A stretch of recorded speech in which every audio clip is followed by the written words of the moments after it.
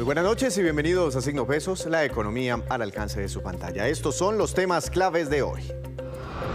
Arranca el proceso del salario mínimo. Mañana en la mañana será la primera reunión del gobierno, empresarios y centrales obreras para comenzar a hablar de esta negociación que afectará esta vez a 2,2 millones de trabajadores. Analizaremos cómo son estas discusiones internas con el exministro de Trabajo Ángel Custodio Cabrera. Fenalco pide suspender la reforma laboral. El gremio de los comerciantes consideró que no es conveniente mantener simultáneamente los debates de este polémico proyecto de ley y las negociaciones del salario mínimo. Nos acompaña Jaime Alberto Cabal, presidente del gremio, para explicar todas las razones. Consignaciones de dinero indeseadas. ¿Sabía usted que recibir un depósito en su cuenta bancaria, pero que en realidad era para otra persona, podría meterlo en problemas? Hay eventuales alcances económicos, tributarios y hasta penales. Les contaremos lo que dicen los expertos.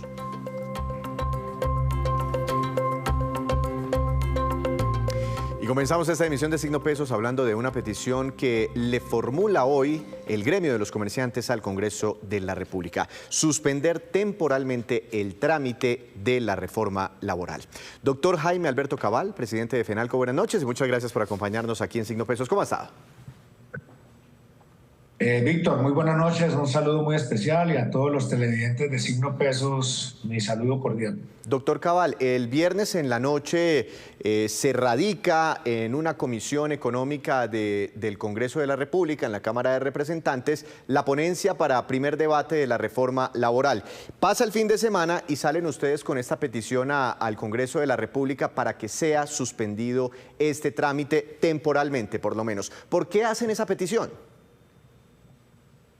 Bueno, Víctor, en primer lugar porque fue como sorprendente que solamente 3 representantes del pacto histórico hicieran esta radicación, sin ser acompañados por miembros del Congreso de otro partido, en víspera de empezar la negociación de salario mínimo que empieza el día de mañana, 28 de noviembre, y que nosotros consideramos que es muy inconveniente someter al país a esa incertidumbre de estar negociando el salario mínimo, que puede tener incrementos alrededor del 10-12%, bueno, eso dependerá de la negociación, pero aparte someterlo a un proceso digamos, de debate de la reforma laboral, donde los costos laborales se pueden incrementar entre un 25 y 30%. Esto quiere decir que los empresarios de Colombia podrían tener un escenario en el 2024 de incremento de costos cercanos al 40%. No nos parece procedente y consideramos que no es serio someter a Colombia en un momento donde la recesión económica está a las puertas y donde la contracción de la economía, como pasó en el segundo trimestre, que fue un decrecimiento del 0.3%, lo cual significa que no es un momento oportuno para debatir las dos cosas. Creemos que primero se debe negociar el salario mínimo, se debe concertar el salario mínimo, que Colombia tenga un escenario muy claro de cómo va a quedar el salario mínimo en el año 2024 y luego mirar qué pasa con la reforma laboral. Pero eso no quiere decir que estemos de acuerdo con el debate de la reforma laboral. Creemos que este proyecto de reforma laboral no es conveniente para el país, es inoportuno en un momento de crecimiento de la economía y que obviamente los congresistas del país, y por eso le hemos dirigido una carta a todos los miembros de la Comisión Séptima de la Cámara de Representantes para que se abstengan de seguir adelante en un debate que va a confundir mucho más a los colombianos y a las empresas colombianas. Pero ¿cómo podría influir el debate de una cosa sobre el otro? ¿Es posible que se ejerzan presiones por aquí para obtener resultados por allá? ¿Cuál en el fondo es la preocupación? Pues la preocupación es que de alguna manera quien lidera la Comisión de Concertación Laboral del Ministerio de Trabajo y quien lidera la discusión del proyecto de la reforma laboral es el Ministerio de Trabajo y en este caso los miembros del pacto histórico que han radicado para primera ponencia el debate de la reforma laboral. Yo creo que esto no es improcedente en un momento, vuelvo y digo, donde la economía se debate en situaciones muy complicadas de decrecimiento que pueden llegar a una recesión y que por supuesto los empresarios de Colombia se pueden enfrentar a costos, vuelvo y digo, entre el 30 y 40% si sumamos el salario mínimo y sumamos los efectos de la reforma laboral. Entiendo. Es decir, que de pronto los empresarios, sin el ruido por un lado de la reforma laboral, se pueden concentrar en el salario mínimo y eventualmente llegar a un acuerdo, que logren un acuerdo entre las partes para fijar ese incremento sin estar paralelamente pensando en los sobrecostos o en los costos adicionales en que tendría que incurrir el empresariado colombiano con la laboral. Víctor, ese es el punto. Mientras se debata el incremento de los costos laborales en la reforma laboral y al mismo tiempo el salario mínimo, creemos que no es procedente ni es ético con los empresarios de Colombia someterlos a una incertidumbre de incremento de costos laborales como los que están planteados en la reforma laboral. Tramitemos el salario mínimo y luego hablamos de la reforma laboral, pero no las dos cosas al mismo tiempo, que va a generar incertidumbre total entre el empresariado y en la mayoría de los colombianos. Sobre la laboral, doctor Cabal, usted recuerda muy bien, en la pasada legislatura se presentó un proyecto, no cumplió con un trámite de ley que era cumplir con un primer debate para mantenerse vivo, por eso se cayó la reforma laboral, la presentan hace poco nuevamente y sobre ese proyecto nuevo presentado es que se radica una ponencia, que es la ponencia de la que estamos hablando, ponencia del pasado viernes. Frente a lo que se venía planteando el año pasado, después la nueva reforma, la reforma laboral 2.0 presentada en esta nueva legislatura y después esa ponencia, ¿ha habido cambios? ¿Han introducido las preocupaciones que tienen algunos sectores sobre este proyecto?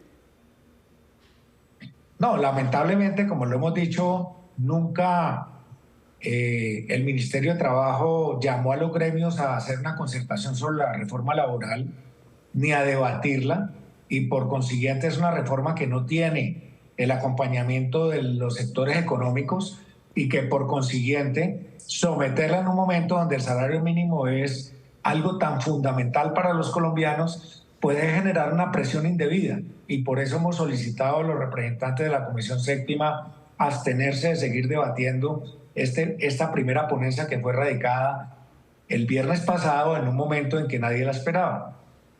Doctor Cabal, bueno, entonces, inclusive aquí en esta entrevista se nos mezclan las dos cosas. Entonces le voy a preguntar ahora por el salario mínimo. Ustedes, mañana arrancan las discusiones, la mesa, se instala oficialmente la mesa de negociación. ¿Ustedes desde FENALCO ya tienen alguna propuesta, alguna cifra en la cabeza que llevarán mañana mismo o todavía no la han imaginado?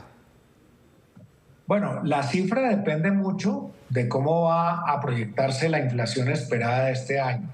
Nosotros creemos que en este momento de un escenario inflacionario, donde se debate incrementos de costos como los peajes, como la CPM, etcétera, etcétera, es improcedente un salario mínimo por encima de la inflación esperada más el índice de la productividad. Digamos que los 2 últimos años el país recibió un incremento del salario mínimo por encima de la inflación y la productividad. Es decir, hubo unos puntos adicionales. Nuestro llamado es que en esta oportunidad el palo no está para cucharas porque puede generar un efecto inflacionario y tenemos que circunscribirnos especialmente a lo que es la inflación más la productividad. El número final va a depender, porque no lo conocemos, cuál es el índice de la productividad que va a presentar el gobierno, y tampoco sabemos cuál es el índice de la inflación del mes de noviembre, que seguramente va a divulgar dentro de muy poco el DANE, y para eso estamos esperando y comprometernos con una cifra que en este momento no podemos dar. Pero hay cosas que dan pistas, doctor Cabal, hay proyecciones del Banco de la República, del Gobierno Nacional. Algunos creen que la inflación este año va a cerrar en el 9,8%. El mismo ministro Bonilla dijo 9,73%. Ahí sube un poquitico la proyección frente a la que tenía antes el Gobierno Nacional. Y bueno, hay varios indicadores de productividad, pero algunos no descartan que por la contracción económica en el tercer trimestre o esa fuerte desaceleración, inclusive en algunas mediciones de productividad, salgan cifras negativas. En ese escenario, ¿ustedes estarían dispuestos qué? ¿A irse hasta qué? Usted me comentaba hace unos minutos 11, 12%. ¿Ese podría ser un límite que podría soportar el empresariado? No, nosotros creemos que si la productividad es positiva, se le suma ese índice a la inflación. Si es negativa, se le resta, pero creemos que debe ser una cifra exacta en esta oportunidad. Inflación más o menos productividad, y ese debe ser el punto de negociación del salario mínimo. El punto de negociación de salario mínimo. Doctor Cabal, ¿ustedes cómo, o sea, ustedes llevan una propuesta unificada? Es decir, por aparte ustedes se reúnen los gremios y fijan una posición sobre el salario mínimo. Sí, vamos a conversar a partir de mañana y ojalá podamos llegar a una posición unificada, pero la posición de FENALCO es esta exactamente. Creemos que el salario mínimo debe reflejar la recuperación del poder adquisitivo de los trabajadores, que es la inflación más la productividad. De ahí para adelante, cualquier punto adicional va a generar efectos inflacionarios. Y una pregunta final sobre el otro tema, sobre la reforma laboral. Aplazarla pues es ya básicamente dejarla para el otro año, porque las negociaciones del salario mínimo casi siempre se van hasta el 30 de diciembre. Por supuesto, creemos que no es procedente hacer los dos debates al mismo tiempo. Vuelvo y digo, confunden al empresariado, confunden a los congresistas y es mejor tener claro el escenario del salario mínimo y luego entrar al debate de la reforma laboral. Es la petición entonces desde FENALCO que se debata la reforma laboral a partir del próximo año. Gracias, doctor Cabal, que tenga una feliz noche. Estaremos muy pendientes de ustedes a partir de mañana en estas negociaciones salariales. Gracias por estar aquí. Muchas gracias, Víctor, y un abrazo especial. Arranca entonces el tire y afloje más importante de cada fin de año, la negociación del salario mínimo. Hacemos una breve pausa, pero cuando regresemos, espere, ¿qué ha dicho la Contraloría General sobre el error del Ministerio de Hacienda que consignó más de la cuenta en los salarios de miles de trabajadores públicos? Ya les contamos. Gracias por continuar en Signo Pesos. Muchas personas en Colombia se preguntan por qué resulta tan difícil definir el reajuste al salario mínimo cada año. Y además, se preguntan también cómo son en la práctica esas discusiones, quiénes intervienen y qué tanta tensión se genera en esa mesa de negociación. Para analizar mejor todo este tema, quiero saludar a alguien que en el gobierno anterior lideró varias veces estas discusiones. Doctor Ángel Custodio Cabrera, exministro de Trabajo. Muy buenas noches. Gracias por acompañarnos aquí en Signo Pesos. ¿Cómo ha estado? Víctor, muy buenas noches. Un cordial saludo para todos los televidentes que nos acompañan a esta hora. Muchas gracias, doctor Cabrera. Bueno, mañana arrancan las negociaciones oficiales del salario mínimo. ¿Eso cómo es? ¿Eso llega todo el mundo a hablar y a levantar la mano? ¿O hay un orden específico? ¿O la ley da unas instrucciones que se deben respetar? Sí, efectivamente, existe la mesa de concertación de políticas salariales, la cual participan todos tanto los trabajadores como los empleadores y obviamente las entidades del gobierno nacional a las cuales técnicamente se les ha asignado estas funciones. Por eso se llama mesa tripartita, o sea, empleadores, trabajadores y el gobierno nacional. Está diseñada de tal manera que se puedan reunir, se puedan buscar acuerdos y la técnica está en cabeza del gobierno nacional. Estoy hablando del DANE, Ministerio de Hacienda, Planeación Nacional, que son los que tienen que manejar las cifras en ese sentido. Entonces, repito, hay una mesa de concertación laboral, arranca mañana, si no estoy mal, y de esa manera se busca entregarle al país el salario mínimo vigente para el año 2024. Doctor Cabrera, entonces están esas tres partes, como que el director de la orquesta en la mitad está el gobierno nacional y en una esquina están los gremios empresariales. Y siempre, yo llevo más de 10 años cubriendo economía y siempre que hablamos de salario mínimo están allí los de la ANDI y están los de FENALCO.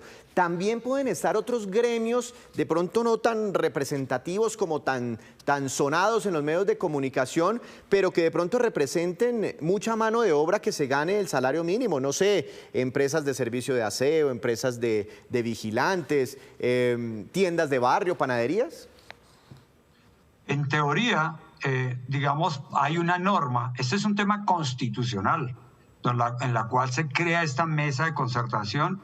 Y de otro lado, por reglamento y por normas, por decreto, se ha fijado quiénes asisten con nombre propio a estas reuniones.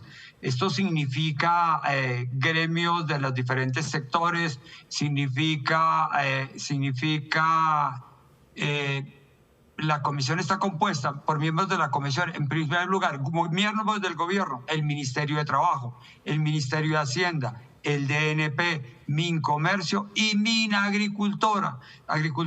Invitados permanentes del gobierno, el DANE, el Banco de la República, el Departamento de la Función Pública y las empresas con nombre propio, ANDI, FENALCO, Asociación Bancaria, SAC, ACOPI, y las centrales obreras, repito, con nombre CGT, CTC, CUT, y las confederaciones de pensionados, dos confederaciones de pensionados. O sea, ahí ya establecida quiénes componen la mesa de concertación laboral. Ah, porque también hay muchas personas, o sea, eso desde el lado empresarial, pero en la otra esquina están las centrales obreras, usted las acaba de mencionar, y hay muchas personas que dicen, mire, yo estoy en la informalidad, ni siquiera me gano el salario mínimo. ¿Esas personas no tienen representación allí en esa mesa de discusión? Eso siempre ha sido, digamos, lo han planteado. Las centrales obreras asumen que ellos representan a la economía informal. El gobierno nacional también hace esa representación y de esa manera se trata de llevar a la mesa que beneficie a muchas personas. Por eso esta discusión no es solamente definir un valor y por eso a veces se vuelve dispendioso porque esto va a tener un impacto en la vida de todos los colombianos, no solamente el que le suben el salario mínimo, el que lo va a pagar, sino la base para muchos otros temas. Me explico, peajes, matrículas, salud, también, digamos, las concesiones del país. O sea, todos muchos temas están atados al salario mínimo y por eso siempre hemos dejado los decretos para diferenciar digamos, qué porcentaje sube con base el IPC o qué con base al salario mínimo. Los valores son diferentes. La inflación va por un lado y el valor del salario mínimo siempre supera a la inflación. Entonces, por eso repercute en lo que llaman la cascada alcista en el mes de enero. Por eso, lo último que yo hice como ministro fue entregar con el Ministerio de Hacienda una serie de decretos con los cuales no se elimina que sea con salario mínimo el incremento de muchos temas. Eso es muy importante y yo creo que este gobierno también va a hacer exactamente. Sí, ya la ministra habló, eso se le llama técnicamente desindexar algunos otros precios de la economía del salario mínimo. Doctor Cabrera, bueno, ya en la intimidad, porque uno entrevista de un lado por ejemplo, a las centrales obreras y esos son bravos, ¿no? Y entonces dicen que vamos a exigir, Y también entrevista uno por otro lado a las centrales, a los gremios empresariales y también a veces se suben los ánimos y critican mucho a los representantes de las centrales obreras. Es decir, por fuera vemos muchas tensiones entre ambas partes. Pero cuando cierran las puertas, no hay micrófonos ni grabadoras, ¿qué tal es el ambiente? ¿Se sacan chispas o es un ambiente de cordialidad? No, yo creo que, digamos, la experiencia que tengo, siempre ha habido un ambiente de cordialidad. Se trata de buscar un acuerdo en la cual se logre que todos los miembros que están ahí firmen. Eso lo hicimos nosotros, la totalidad, y eso siempre es lo que se busca. Los intereses pues son variados. En primer lugar, las centrales obreras buscan que no solamente lo que dice lo básico en las normas, en la parte constitucional. ¿Qué dice la parte constitucional? Que son 5 elementos claves que se deben tener en cuenta. En primer lugar, el IPC, el costo de la canasta familiar, igual los bienes, lo que representan el consumidor típico, la meta de inflación por parte del Banco de la República. Se analiza cómo se incrementa el Producto Interno Bruto, la contribución de los el salario mínimo al ingreso nacional y la productividad en la economía, que es lo otro que a veces se plantea de una manera diferente. Doctor Cabrera, ¿cómo funciona este tema de la productividad? Digamos que tenemos una inflación de 10%, voy a poner un número cerrado. Si la productividad sale positiva, un punto porcentual, se suman, me imagino, ¿verdad? Es lo que ocurre siempre. Entonces nos daría como un piso de negociación del 11%. Pero es que me quedó la duda ahorita de una entrevista que tuve con el presidente de FENALCO que me decía, si la productividad es negativa, se tiene que restar. Es decir, imaginémonos en el ejemplo, 10% de inflación, supongamos que la productividad salió menos 1%, ¿ese piso quedaría en 9%? ¿Así funciona? No. Eso siempre se ha planteado. Es más, como dato curioso, esa productividad, eso nunca se habla muy bien fuerte, no se define digamos, no sé, la opinión pública rara vez la conoce muy bien, pero si uno analiza todos los últimos años, la productividad en Colombia tiende a ser negativa.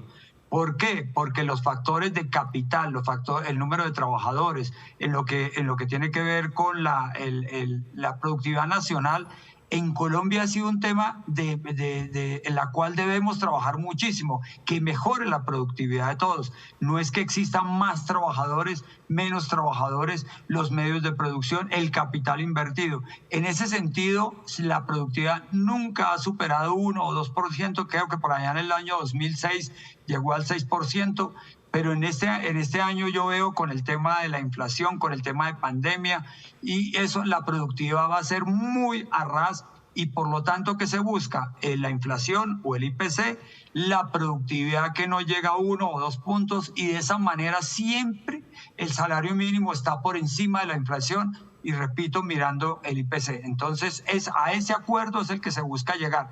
Este año los empresarios están muy fuertes. ¿En qué sentido? Porque no quieren permitir que eso afecte los costos laborales, que eso afecte la economía, porque estamos en un tema de recesión. Usted ha visto por todo lado hablando de que la economía no avanza, la construcción está negativa, el comercio, exceptuando con estos días puntuales que acabamos de ver, en los cuales les fue muy bien, pero el año como tal o el trimestre final no se ve muy claro. Entonces va a haber una tensión en ese sentido de no permitir subir eso. Y de otro lado, esto también repercute en las finanzas, en la economía de Colombia, y por eso el Ministerio de Hacienda también coloca sus reglas técnicas para que esto no logre. Al final, los números lo coloca el ministro de Hacienda con el presidente de la República y los gremios en una muy buena relación. Así logramos nosotros los acuerdos. Pero en este momento las relaciones no son tan amigables, digámoslo así, porque a veces los gremios sienten que no los escuchan. Una última pregunta y más un consejo, doctor Cabrera, usted que tuvo que lidiar a los toros desde adentro, desde la corrida de toros, desde la plaza, ¿cuál consejo les podría dar a todos los actores, tanto al gobierno como a las centrales obreras, como a los empleadores, pues para lograr un acuerdo? Bueno, repito, ¿qué se avecina para el próximo año? Por ejemplo, esas cascadas de peajes y demás que anunciaron terminando el año, lo van a dejar para el próximo año.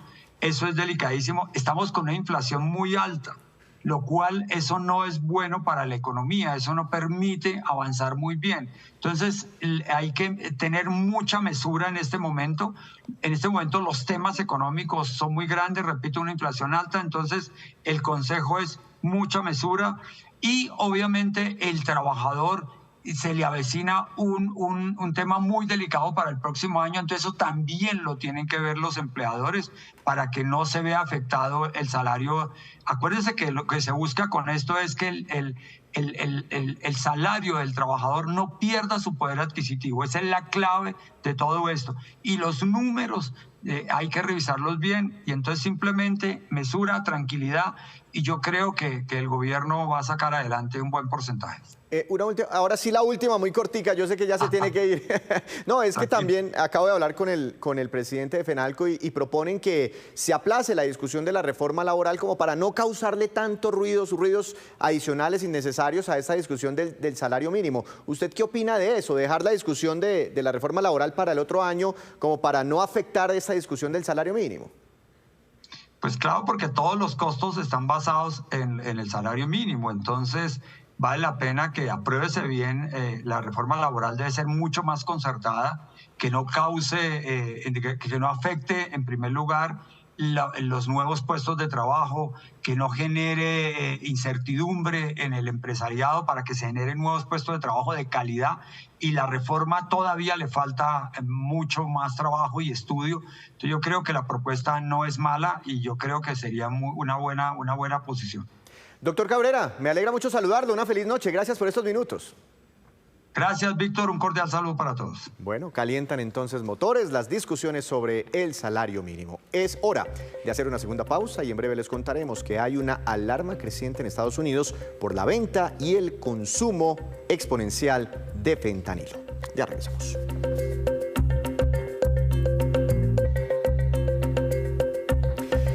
Regresamos a Signo Pesos ahora con esta que es la cifra económica del día. 800.000 millones de pesos y corresponde a los dineros recuperados por el Ministerio de Hacienda tras el error que se cometió el pasado viernes al consignarles a miles de trabajadores estatales el salario duplicado o inclusive triplicado. En total, y según las cifras dadas a conocer de manera extraoficial, se habrían consignado de más y por esa falla 1 billón de pesos. Precisamente la Contraloría General anunció una indagación para ver por qué se presentó esta grave falla. Veamos. Hemos ordenado la apertura de una indagación preliminar con presuntos involucrados al Ministerio de Hacienda, al ministro y algunos funcionarios con el objeto único de establecer cuáles fueron los hechos, las circunstancias y las condiciones mediante las cuales se generó el desafortunado mensaje de pagos adicionales o pagos dobles a algunos funcionarios de entidades del Estado, con el propósito solamente de esclarecer y de verificar las condiciones y, por supuesto, en el marco de la indagación preliminar, verificar y constatar que todos los recursos girados de más se reincorporen en el 100% al Tesoro Nacional. Esto con el fin de esclarecer los hechos, de hacer vigilancia a las acciones que va a emprender el Ministerio y de verificar que los recursos se reintegren en su totalidad.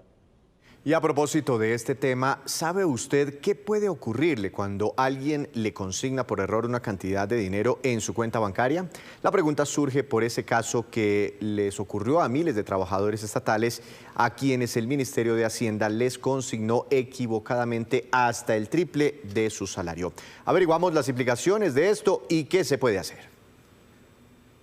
Consignar dinero por error a la persona equivocada a través de billeteras digitales o cuentas bancarias es más común de lo que se espera. Quien recibe el dinero debe devolverlo, pero el problema no es solo que le descuenten el 4 por mil, va más allá de eso, puede estar en dificultades ante la DIAN. Una, porque la consignación te puede volver declarante de renta. Bueno, de pronto no eres declarante, pero el solo hecho de que pases unos topes te puede volver declarante de renta. Ese tope de consignaciones para declarar renta este año estuvo en 53.206.000 pesos, pero hay algo peor. Quien recibe el dinero por error debe fijarse muy bien para que este eventualmente no termine involucrado en temas judiciales. Porque muchas veces pueden de mala fe hacerte la consignación y que te llamen y te dicen, mira, me equivoqué en consignarte, gírale a fulano. Y de pronto podrías estar participando en el lavado de activos de terceros. Entonces tienes que tener mucho cuidado con eso. La recomendación es que uno debería devolvérselo precisamente a la persona que consignó. De otro lado, quien consignó por error y busca que le regresen su dinero debe tener en cuenta lo siguiente. Tendría todas las acciones para pedir la devolución del dinero. Lo que pasa es que esa devolución no es tan fácil porque el banco no le puede retirar la plata a la persona de su cuenta sin la autorización del cuentaviente. Entonces tendríamos que contar con esa autorización. Estos interrogantes y aclaraciones toman fuerza por el reciente y sonado caso que el Ministerio de Hacienda pagó por error doble y hasta triple el salario a miles de funcionarios estatales, aunque ya aclararon que no se verán expuestos a todos estos perjuicios que normalmente podrían tener. Pero el ministerio tiene que tener el cuidado para que los bancos no le vayan a reportar al MUISCA esas consignaciones sumadas a las demás consignaciones de las personas.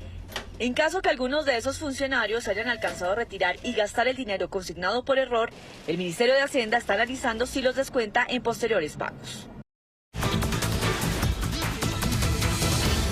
Y este fin de semana se realizó en Bogotá la Feria de Chile en Bogotá, una vitrina para mostrar los avances en el intercambio comercial entre el país del sur del continente y nuestro mercado.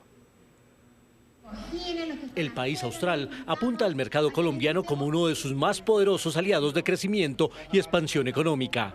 Chile hace presencia en Colombia con un nutrido portafolio de productos y servicios. Para nosotros Colombia como ProChile es muy desafiante, cerca de 1.000 empresas chilenas están llegando con sus productos y servicios, más de 1.200 productos y servicios están dando vuelta en Colombia. Ahora último, los 3 años, el ámbito de servicios, soluciones tecnológicas, se ha ido sumando a este despliegue de alimentos y bebidas chilenos que tenemos en Colombia. Es un mercado muy interesante para nuestros empresarios y empresarias. Tenemos idioma, ubicación estratégica, cierta cierta sofisticación en el consumo que hace que nosotros nos podamos acercar más. Y por sobre todo nosotros complementamos la oferta nacional y eso también es interesante. La incursión al mercado colombiano tiene un innegable componente y estandarte chileno, el vino. Los viñedos del sur del continente mantienen una hegemonía en los estantes nacionales. Ha sido interesante porque al día de hoy nosotros cerca del 56% del vino es vino chileno. Eso además es muy desafiante, es un mercado muy competitivo, pero nuestros viñedos chilenos apuestan por el mercado colombiano. Creo que la pandemia también nos ayudó a sofisticar un poco el consumo y eso hace que en definitiva la demanda por vino, por espumantes chilenos está creciendo en el tiempo. Pero además de vinos, el paladar colombiano recibe otros frutos del país de la estrella solitaria. Y creo que nuestro producto estrella ha sido nuestros productos del mar. Ahora no solamente traemos salmón, traemos mejillones y una serie de variedades en definitiva para los consumidores colombianos. Frutos secos, frutos deshidratados, cada vez hemos ido aceites de oliva, cada vez hemos ido avanzando. Siento que a los chilenos nos hace muy bien Colombia. Y si de turismo se trata, gracias a los paquetes y promociones, el ojo colombiano apunta cada vez más a los exóticos paisajes chilenos. Y ahora nos vamos con estos que son los indicadores económicos que usted debe conocer siempre antes de irse a dormir. Dólar, tasa representativa del mercado que regirá para mañana, será de 3.989 pesos con 89 centavos. Bajó 54 pesos con 62 centavos. Se ubica por debajo de los 4.000.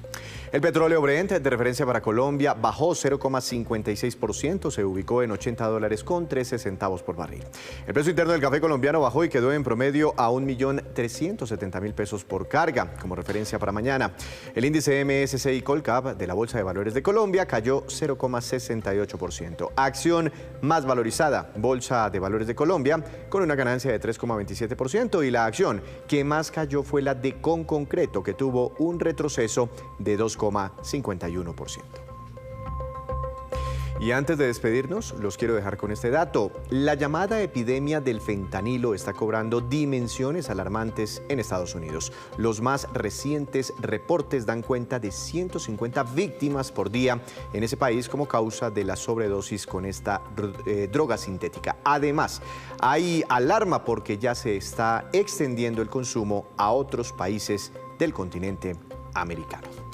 Así terminamos por hoy. Los esperamos mañana con una nueva emisión y con toda la información económica que usted necesita saber. Esto es Signo Pesos, la economía al alcance de su pantalla. Que tenga una feliz noche.